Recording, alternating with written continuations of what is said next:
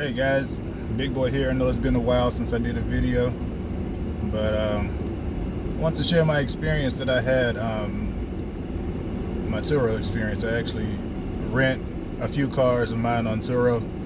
Been doing it almost a year now, and had an experience I didn't see many videos on, so I just wanted to share it just in case someone else has this issue. So rented out one of my cars, and it was detained at the border because one of my guests was trying to transfer illegal immigrants into the country. So story when the guest booked, and she sent me a message. She had a 2-day rental, so it was from like Friday. She was going to return to Sunday. She said in the message that, thanks for letting me book with you. This would be great for a rental in a nearby city. Just a turnaround trip, we'll be right back. No problem. Never been a renter before on Turo. It was a first time trip, so that didn't bother me much because I have a lot of guests that just have been their first time. They've been awesome. So she took the car out. So what made it weird was when she arrived, because at that point I was actually doing meetups with my guests and verifying the driver's license. So she showed up, but initially her boyfriend called me. He pulled up right next to me, and I guess she was in the passenger seat, and he was like, "Hey, is this you?" And I'm like, "Yep." And he was like, "All right." I heard him whisper to her, "Get out the car. Well, you can get out," or whatever. So then she got out, gave her driver's license. We just had like small talk, and then she went on. And then that night, that Friday night, or actually that Saturday morning, because it was like midnight, she was like, "Hey, do you have a tracker on your car?" At the time I didn't, so I just let her know, "No, I don't have a tracker on the car. Is everything okay?" So I'm already suspicious, like, what's the question for that? Or the reason I asked that question. So she eventually said, "Oh no, everything's fine, everything's going good." So 3 o'clock Saturday morning, a few hours later, she messages me, she emails me, which was weird. No, I'm sorry. Initially she emailed me, which was weird, and she didn't send it in the Turo message. But my email's on my profile, so that's the way she got in contact with me. So she said, "Hey, I'm so-and-so, I have your car rented out. I just want to know if you have a tracker on your car." I told her no. "Everything okay?" She said, "Yes, everything's fine." So then she texted me 3 in the morning. It was like, reason I was asking for the tracker is because my boyfriend is in the car. I hadn't heard from him. I don't know where he's at. It's unlike him to not, talk to me that long, and I don't know where he's at. He left with his cousin. And so my first thought is, okay, where's my car? Why is he in the car?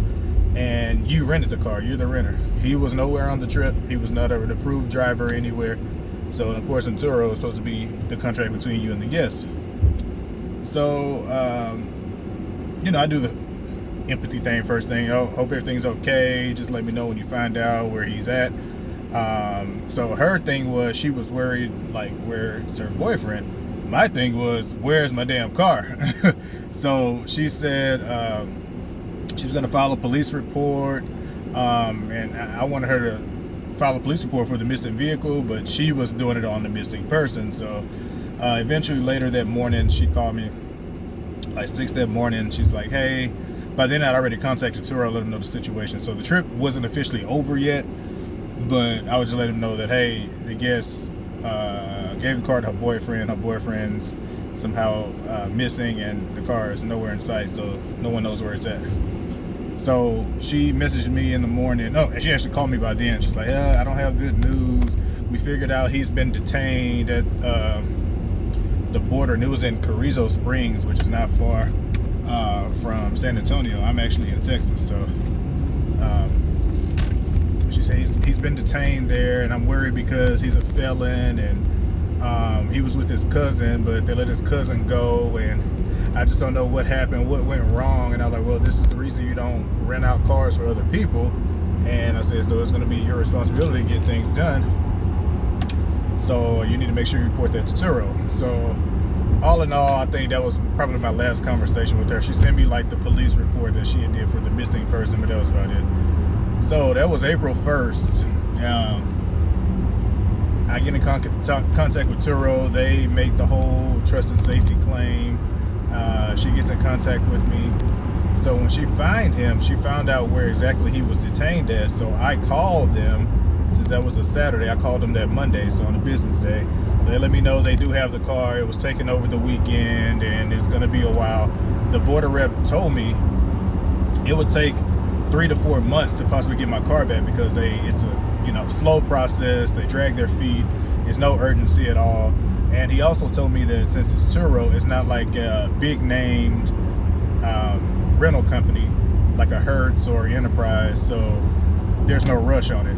So the Turo rep who they assigned to me from Trust and Safety, when I talked to her, she told me it's probably going to be about a month process, so we're going to get very familiar with each other since we'll be in contact, because that's how long it's going to take. So I got a bit anxious after about a week or so. I contacted my local congressman. I sent an email explaining the situation, see if they can put some traction on it, but it was nothing. So my car is just sitting there at the border. After a while, I just stopped worrying about it. I'm like, it'll come back when it comes back. So then after about 2 weeks, they sent a document letting me know it was seized at the border, and the reason was transportation of illegal immigrants in the car. And if I want my car back, I'm going to have to petition to get it back. So I immediately filled out the petition information and sent that back to them. That was another 2 weeks before they responded saying, yes, you can get the car back. Actually, that took almost about 3 weeks. Yes, you can get the car back. I was still in contact with the same guy at the border. Then I kept calling just to make sure, did you guys receive my stuff? I was sending everything next day mail, staying on top of it. Every time I would get something from him, which was only twice, I would send it FedEx next day. Turo would actually take care of the shipping fees or whatever, just to make sure it got there. But still, it was a headache just to do all this. So finally, they approved my petition.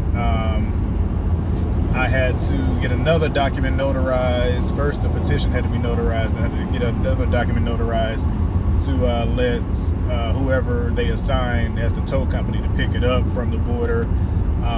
I just had to make up a letter saying that, hey, I authorize this tow company to pick up my car on this day, and pay all the fees responsible. So Turo paid the fees to get it out of impound. And after I just got it back earlier this week, so that's a month and a half, almost 2 months with no car. And they actually took care of a car payment and an insurance payment for the month, but there was no income reimbursed for the loss of income. I'm on the 75 plan, so I didn't get anything. I got the car payment and insurance, and that was it. And I did get $300, I think, for the daily rate. I don't know if there was a mistake or not, but she did tell me it was either or, but both of them actually went through. So car, of course, came back smoked in. There was trash in the car.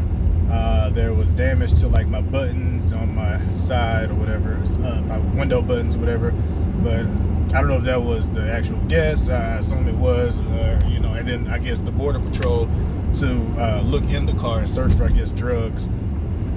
All the stuff out of my back seat was yanked out, all the paneling and everything, so I had to put that back together, piece back together. But all in all, it took about a month and a half for the full process to get my car back.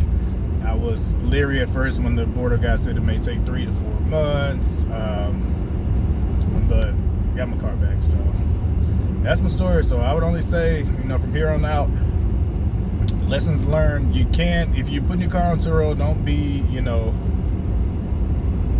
married, I say, to your car, or, have any attachment to it, because you're putting your car to rent and things happen. Turo is actually, drivers are prohibited going into Mexico. You can go to Canada, but, things happen. Maybe my cars, I've, 60 trips in, maybe my cars have been to Mexico and I didn't know. It's just this time this person got caught. So I don't know. You don't know where the person's going. You can't really ask, because that would be considered discrimination, I guess, against your guests beforehand. But yeah, I finally got my car back. Lesson learned: even if you meet your people in person and verify driver's license and ID, that doesn't mean that they're not going to hand the keys to somebody around the corner, or they're renting for somebody else and just handing it off. You just never know. So that's my story. But yep, I'm still active on Turo. I actually got the car cleaned up and listed it back on there. It hasn't rented out since it's been back yet, but you know, we're heading into the summertime. I'm pretty sure it's gonna get booked. My other cars are booked out. So yeah, that's my story there. So checking out. Big boy will have some more videos out for you on some recent things I got going on. So I'll check back with you later. Bye.